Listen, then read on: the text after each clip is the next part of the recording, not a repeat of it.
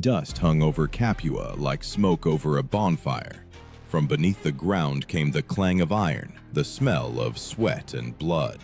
And in the dungeons of the gladiatorial school, dozens of men shackled in chains listened as rain beat against the walls, their only measure of time. No one then knew that these men would soon challenge the most powerful army of the ancient world. The question is, how could slaves without weapons and training make Rome tremble? And what compelled simple men to raise a sword against an empire that knew no defeat?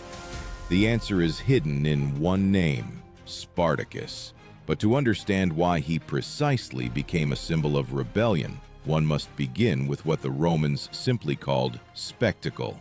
Gladiatorial games were not just a spectacle, but a political tool. Slaves, condemned criminals, prisoners of war, all of them were transformed into living toys for the crowd. According to descriptions by the historian Appian, in the middle of the 1st century BC, there were thousands of such gladiators throughout Italy. They were taught to fight not for victory, but for spectacle. A helmet, a short sword, and a bronze shield weighing about 10 kilograms, such were their weapons and armor. When the roar of the crowd merged with the smell of blood, the arena turned into a hell of sand and steel. In such schools, a special type of warrior was born, a man whose life was worth one coin. He was not a soldier, not a slave, and not a citizen. The Romans called them servi pugnaces, slaves trained for combat. Their bodies were adorned with scars, and their eyes, the silent rage of those who had already died internally. Archaeologists who excavated the remains of the gladiatorial school in Capua found bones with characteristic signs of training, fractures fused at an incorrect angle, and skull cracks. Every blow there was a rehearsal of death. But in these same dungeons, a conspiracy is brewing that will change history. Among the slaves was a Thracian, tall, broad-shouldered, with a scar on his cheek. Sources write that he served in the Roman army before he was sold into slavery. He knew how a legion is formed, how an attack signal sounds, and what discipline is. His name? Spartacus. And when he first heard the word freedom from his comrades, it was not a dream. It was an order. The Romans had a word for those who dared to rise against authority: rebellis, disturbers of peace. But this rebellion began not as a war, but as a desperate escape. In 73 BC, about 70 gladiators, arming themselves with kitchen knives and spits, broke through the school's guard and seized a cart with real weapons. Their path led to Mount Vesuvius, then not yet a menacing volcano, but simply a hill covered in vineyards. There, among the rocks and vines, they built a camp. A place where, for the first time in years of slavery, they could breathe freely. And yet it was only the calm before the storm. For Rome did not forgive such mistakes. While legions marched below on the roads of Italy, an army was being born in the camp on Vesuvius, an army that should not have existed, an army of runaway slaves, ready to die not for glory, but for the right to be human. On the slopes of Vesuvius, under the shade of grapevines, a new life was burgeoning. Exiles, murderers, captives, those whom Rome considered outcasts, now learned to stand shoulder to shoulder. They called each other brothers. According to Plutarch, Spartacus did not merely flee. He organized a detachment built on strict military rules. From the chaos of slaves, he created a structure that resembled a legion, but born not of command, but of despair. The Romans, confident in their invincibility, at first did not even take it seriously. Against the runaway slaves, a small detachment was sent under the command of Praetor Claudius Glaber, only about 3,000 soldiers hastily recruited. These warriors wore light cuirasses and short swords, gladii, from which the word gladiator originated. But they lacked discipline. Spartacus, however, used what was at hand. In each slave's hands was not a weapon, but a tool. Sickle blades, hunting spears, broken chains. Thus, the first concept in their camp was born: improvised weaponry. The Romans would have said arma rudia. From kitchen knives they made daggers, from cart rims, shields, from chains, whips, but their determination became their most dangerous weapon. When Glaber surrounded their camp on Vesuvius, Spartacus understood a frontal battle was suicide. Then he proposed a plan that historians would later call one of the most audacious in antiquity. The fugitives wove ropes from vines, descended a sheer cliff at night, and struck the Romans from the rear.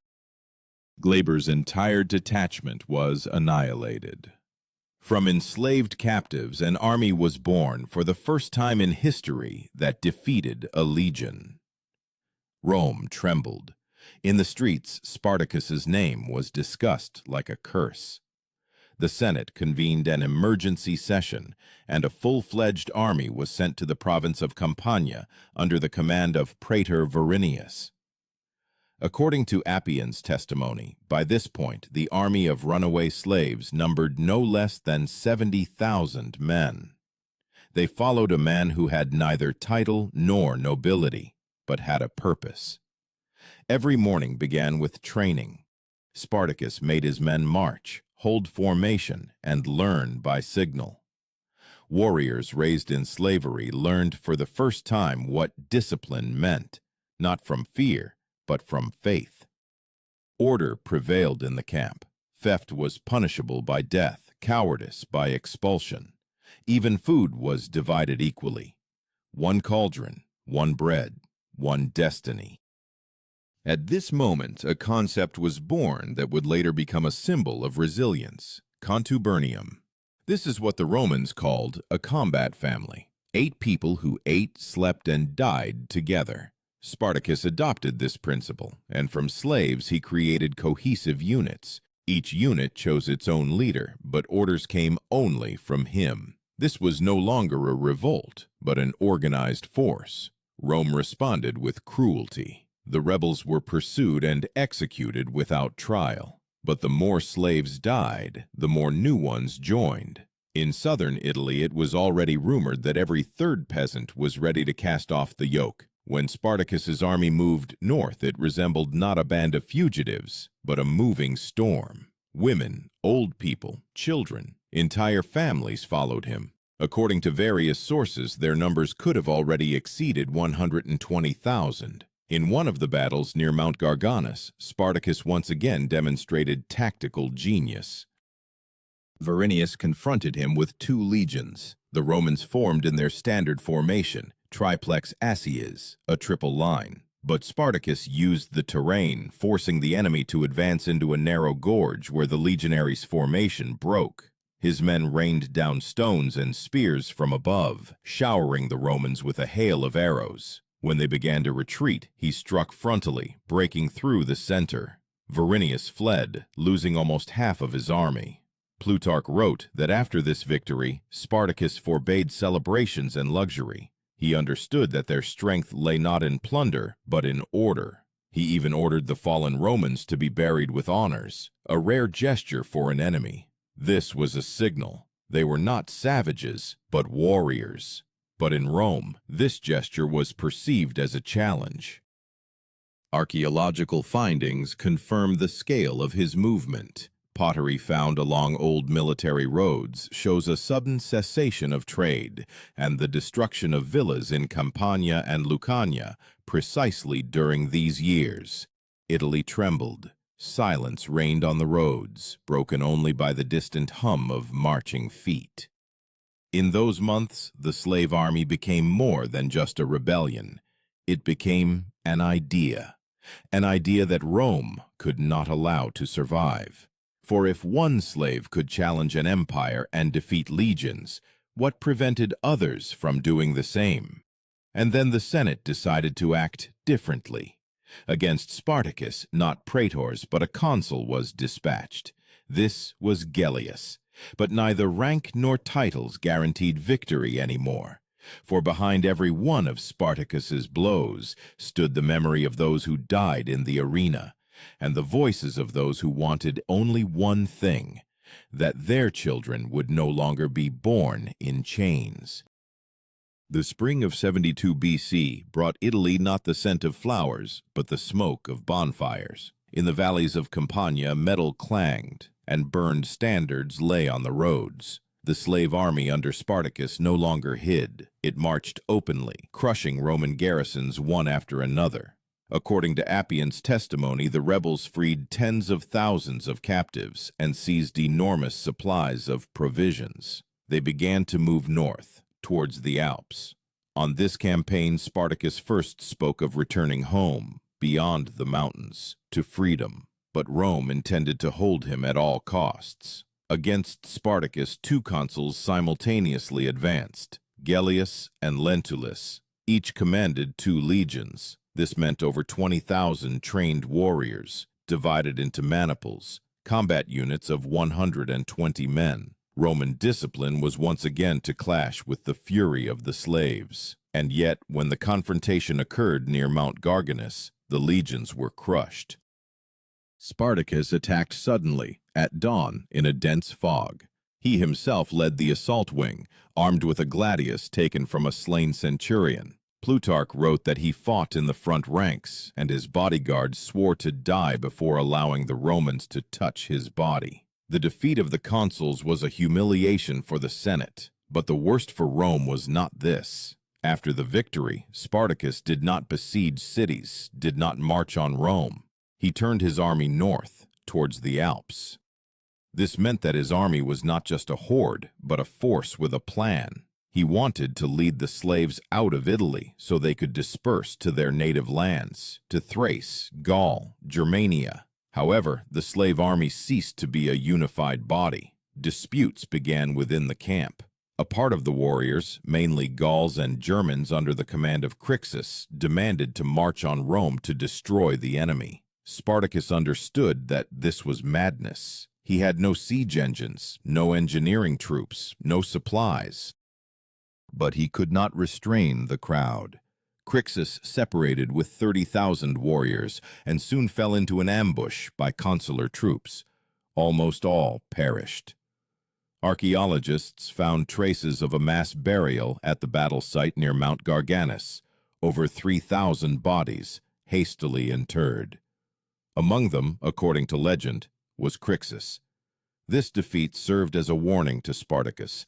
He led the army back towards the Alps, but somewhere in the north, near the Po River, he stopped. Why is still debated. Some historians believe that his warriors refused to leave Italy, others that Spartacus realized freedom beyond the Alps was unattainable for such a mass of people. According to Appian, he turned the army back south. And then Rome understood. This was not a fugitive. This was an enemy. The Romans called such turns decursus, a circle of fate. The slave army once again headed south, destroying villas and warehouses.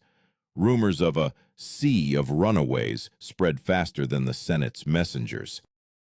Even the inhabitants of Rome began to fortify their walls, though the city had not seen war for many decades. Bread prices rose in the markets, and revolts began in the provinces. Rome responded with increasing fury. The consuls were replaced by a new commander, Marcus Licinius Crassus. The wealthiest man in Rome, he sought not glory but order. Historians wrote that he himself offered the Senate to pay for the campaign against Spartacus out of his own pocket. For him, it was not just a war. It was an opportunity to show that gold could defeat the sword. Crassus began with discipline. He ordered the execution of every 10th man in the legions that had retreated before the slaves. This was called decimation, an ancient punishment where every 10th soldier died at the hands of his comrades. Fear restored order to the Romans. The legions stopped fleeing. Meanwhile, Spartacus fortified himself in Lucania and Calabria, in the southernmost part of the peninsula. He again built a camp, preparing for a new strike. Now he had fewer people, by various estimates about 60,000. Some had died, some had scattered. But those who remained were not just runaway slaves. They were veterans of dozens of battles, hardened and loyal to their leader. Silence reigned in the camp. Men forged weapons, women bandaged the wounded, children gathered firewood. In the evenings, Spartacus walked among the ranks and spoke with each person. His voice was hoarse from sand and wind. but it carried power. He no longer dreamed of returning. Now he spoke only of one thing: the honor of dying free. Rome was also preparing. Crassus gathered 8 legions, about 40,000 men. They marched along the Appian Way, built like a straight bone, carrying eagle symbols on their shields. 2 worlds approached each other, one born of slavery, the other of the iron of law. And on the southern hills of Italy, it would soon be decided who would remain in history, an empire or a man who challenged it. The winter of 71 BC brought cold to Italy, but no peace. The wind drove the ashes of burned villages along the roads, and fortifications were being built beyond the Appian Way. Crassus understood. Spartacus was not just an enemy, he was a symbol, and he had to be destroyed demonstratively. He ordered a trench 6 meters wide and almost 80 kilometers long to be dug from sea to sea to cut off the slave army in Calabria. This was a colossal engineering feat, rare even for Rome. Legionaries worked day and night, strengthening walls, filling trenches with water. This barrier became an obstacle through which no one had yet broken. But Spartacus was not no one. According to Appian's description, when his army found itself trapped between the sea and the rampart, he made a decision that caused many hearts to sink. On one dark, rainy night, he ordered a section of the trench to be filled with the bodies of fallen animals and bundles of branches. When the ground turned into a mire, thousands of people moved forward. They broke through the Roman fortifications, crushing guard posts and leaving behind only smoke and shouts. This was not an escape. It was a second birth. After the breakthrough, Spartacus was on the move again. He wanted to go north, to Brundisium, where he hoped to transport his army to Greece. Some sources mention that he even tried to negotiate with pirates, promising them gold for ships. But they, as was often the case in the ancient world, betrayed him, took payment, and disappeared. When the army reached the shore, there were no sails, no allies, only the empty sea and a cold wind. Now he had no escape. Crassus's army was advancing from the north, and from the west, Pompey's legions, returning from Spain, were approaching. Italy was clenching like a fist. Then Spartacus gathered his leaders. He stood barefoot on a stone, a gladius in his hands. Plutarch wrote that he stabbed his horse before them, saying, "If we win, I'll take any of yours. If we lose, I won't need it." This was not the gesture of a madman, but a ritual, an oath that he would not retreat. The slave army prepared for the final battle. Their camp was located near the Scylla River in the mountains of Lucania. Every smith turned iron into a sword. Every child carried arrows. Women prayed to gods that Rome had long forgotten. Among them, a rumor circulated that Spartacus had seen snakes descending from the sky in a dream, a sign that fate was near. The Romans built camps with precision worthy of an engineering marvel. Every trench, every tower had its place. Signals were transmitted using bronze horns, tubae. This sound, low and heavy, echoed over the valleys like a premonition of death. Spartacus knew. When the trumpets sounded, the end would begin. Before dawn, he lined up his warriors. The first ranks consisted of the most experienced gladiators, armed with short swords and round shields. Behind them were spearmen and archers. Their formation resembled a wedge, which the Romans called cuneus, a shape for breaking through the front. Spartacus placed himself at the center, as the heart of the army. When the Roman trumpets blared, the ground trembled. Crassus's legions advanced in a dense formation, shield to shield, spears forward, the classic testudo, or tortoise formation. The slaves had nothing to oppose the armor and order but fury. They rushed forward, breaking spears, pushing aside the fallen, hacking their way through walls of shields. The air rang with metal. Historians wrote that Spartacus broke through to the very center of the Roman line, killed 2 centurions, and almost reached Crassus himself. But there, among the shields and spears, he was surrounded. He fought to the last until he was pierced by a spear. His body was not found. Perhaps it remained beneath hundreds of others. Thus died the man who became a legend. After the battle, Crassus ordered all prisoners executed. 6,000 people were crucified along the Appian Way from Capua to Rome. 6,000 crosses, 6,000 shadows swaying in the wind. Plutarch wrote that this spectacle lasted for weeks. Travelers passing along the road heard moans, saw bodies withered under the sun. It was a reminder that slaves were not supposed to dream of freedom. But archaeological findings later showed something different. In some places, the crosses were cut down, and nearby were fresh graves. Perhaps not all were killed. Perhaps someone survived and fled into the mountains. Perhaps Spartacus's spirit did not die where his body fell. Crassus's victory brought him fame, but not greatness. When Pompey returned from Spain and finished off the remaining fugitives, the Senate proclaimed him, not Crassus, the savior of Italy. Crassus gritted his teeth, but remained silent. History rarely remembers those who won. It remembers those who challenged, and the wind in southern Italy still whistled among the desolate hills, as if whispering the names of those who once dared to stand against the world. And Rome, bound by law, saw for the first time that fear could come not from outside, but from within, from those it considered nothing. After Spartacus's death, Rome did not immediately realize it had won. Fear still lingered in the country. Winds from the south brought the smell of smoke and rotting flesh. Roads were strewn with the bodies of the crucified, and even Crassus's soldiers looked at them with disgust. Plutarch wrote that no triumph had been so heavy for the victors. It was a victory over a shadow, over an idea that could not be chained. The slave army disappeared, but its echo became part of Rome's very history. Crassus ordered the roads cleared, order restored, and property returned to slave owners.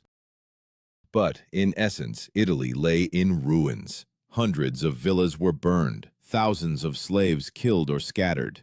The economies of Campania and Lucania collapsed. Archaeological data confirmed that after the revolt, many estates in these regions were not rebuilt for decades. A layer of ash found in cultural strata dates precisely to the years of Spartacus's revolt. The Roman Senate hastened to declare the restoration of peace, but this peace was fragile. According to Appian, Crassus requested permission to celebrate a triumph, the highest form of military glory. He was refused. The honor of the victor went to Pompey, who arrived later and finished off the fugitives. Crassus received only an ovatio, a minor parade, without a chariot, without a laurel wreath. This humiliation became the cause of his cold hatred for Pompey and pushed both towards future rivalry, which marked the beginning of the end of the Republic. But the most important legacy of the revolt was not in politics, but in the people. After Spartacus, the Romans re-evaluated the system of slavery, of course not out of humanism, but out of fear. In some provinces, slaves began to be given more freedom, especially in military affairs and crafts. New rules for the treatment of gladiators were introduced. Schools were now under constant control and guard. Historians wrote that even the shape of gladiators' swords and armor changed to make them less suitable for actual combat. And yet, it was not fear, but memory that kept people from repeating the revolt. The image of Spartacus, not a barbarian, not a murderer, but a man who dared to stand against the world, lived on in songs and legends.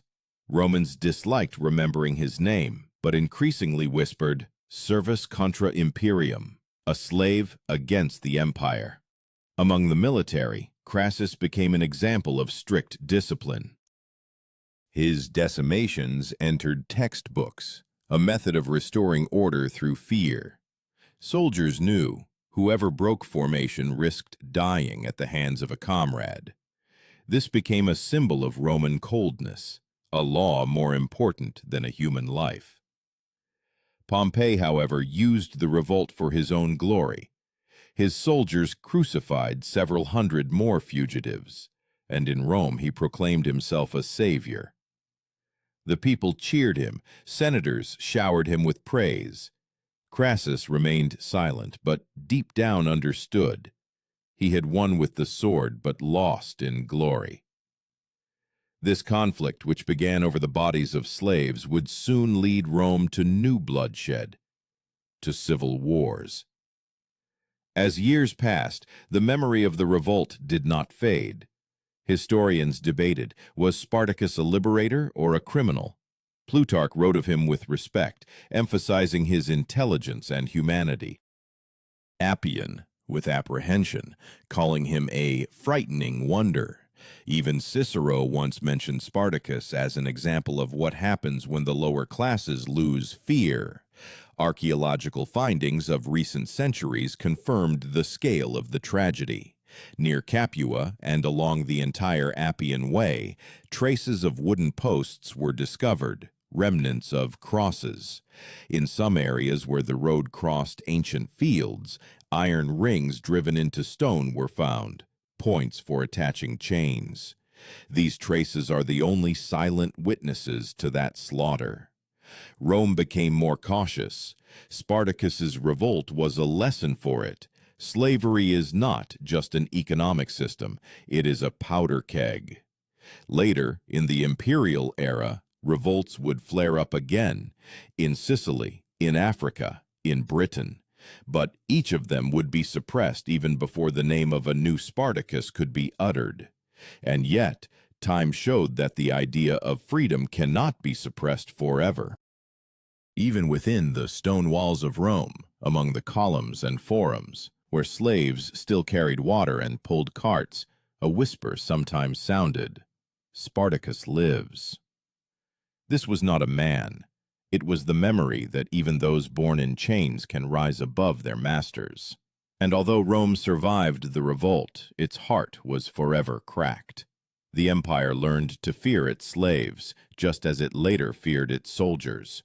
Because for the first time in history, it saw that strength lay not in law or gold, but in those willing to die for the right to be human. Decades passed. The world for which Spartacus died had long turned to dust, but his name did not disappear. In the chronicler's records, it became a sign of alarm, a reminder that any power rests not only on swords, but also on the fear of those who live beneath them. Senators whispered that the spirit of Spartacus still hovered in Campania, where villas once burned, where the earth absorbed the blood of thousands. Descendants of those who fought in his army dissolved among the common people. Some became freedmen, others went into the mountains and lived as bandits. But the memory was passed on in whispers, like a prayer, about a man who did not submit. In the catacombs where the first Christians gathered, inscriptions are found. Libertas sicut Spartacus, freedom like Spartacus. For them, he was not a pagan or an enemy, but the first to believe that a human is above chains. The Roman Empire expanded, grew, decayed. Its legions marched further and further, beyond the Danube, beyond the Rhine, into the deserts of Syria. But the wider the borders became, the heavier was the burden of internal fear. Every rebellion, every discontent of slaves reminded the senators of that winter when one man made all of Rome tremble. Historians of late antiquity tried to erase Spartacus from memory. In official chronicles, he was transformed into a bandit, a Thracian dog, a cursed gladiator. But the more persistently they tried to forget him, the stronger the legend grew. Already in the era of emperors, gladiatorial games became not just entertainment. They were an attempt to tame the fear of a new freedom. Every killing in the arena was a ritual, a reminder that power was still capable of suppressing rebellion. But when the arenas emptied in the 4th century and Rome began to crumble under the onslaught of barbarians, the old words resounded again, servus contra imperium. People remembered not the legions, not the senators, but Spartacus, a symbol not of defeat, but of resilience. Thus the myth defeated the empire. Spartacus died on the battlefield, but his name outlived Rome, becoming what was feared and admired centuries later, living proof that freedom can begin even with a slave's cry.